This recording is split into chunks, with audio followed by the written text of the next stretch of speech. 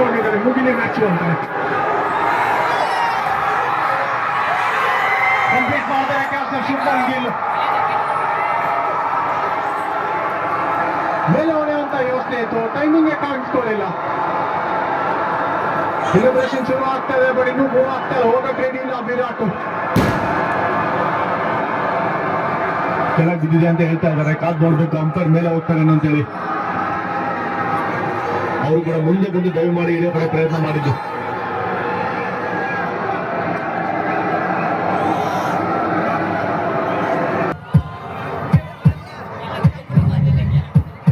Yeah, we have an umpire review for a fair catch. I take the feet as a fair review. Can you just take it back, please?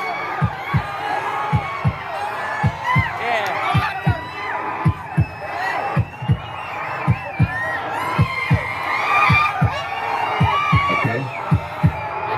Can you zoom that up for me? I just want to check if the fingers are underneath.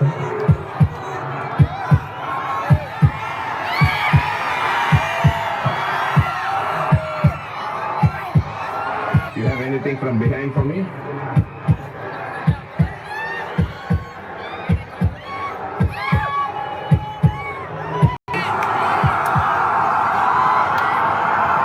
ಮತ್ತೆ decision ಇವಾಗ wait ಮಾಡ್ತಾ ಇರೋದು.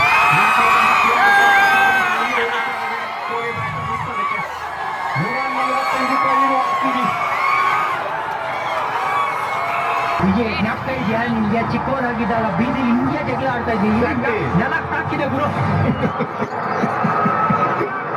ಬಾಂಡ್ಲನವರ ಬೀದಿಲಿ ಆ light ಕಂಬ stumps ಆಗಿದ್ದಾಗ car ಮೇಲೆ ನಾವು ಡೈ ಹೊಡೆದು ಕ್ಯಾಚ್ ಇರುವಾಗ ನೀನು ಇಲ್ಲ, ಮಣ್ಣು ಬಂದಿದೆ, ಬಾಲು ನೆಲಕ್ಕೆ ಬಿದ್ದಿದೆ ಅಂತ. ಒಪ್ಕೊಳ್ಳಕ್ಕೆ ರೆಡಿ ಇಲ್ಲ ಈ ವ್ಯಕ್ತಿ, ಬಿಡಕ್ಕೆ ರೆಡಿ ಇಲ್ಲ. ಸೆಲೆಬ್ರೇಷನ್ ಅಂದ್ರೆ ಆ ಮಗು ಇನ್ನ ಹೋಗಿಲ್ಲ ಇವ್ರ ಮನಸ್ಸಿಂದ. ಸೂಪರ್ ಆಗಿದೆ ಟು ಜಿತೇಶ್ ಇಂದ.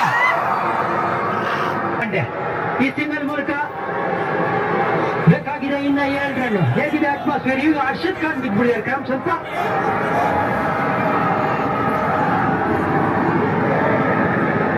ಇದಿಲ್ಲ, ಸಿಕ್ಕಾಪಟ್ಟೆ ಹ್ಯೂಮಿಡ್ ಇದೆ, ಅದಕ್ಕೆ ಎನರ್ಜಿಯಲ್ಲಿ ಗೊತ್ತಾಗ್ತಾ ಇದೆ. ಇವಾಗ ಡೇಟ್ ಔಟ್ ಆಗ್ತಿದ್ದಂಗೆ 149-5 RCB.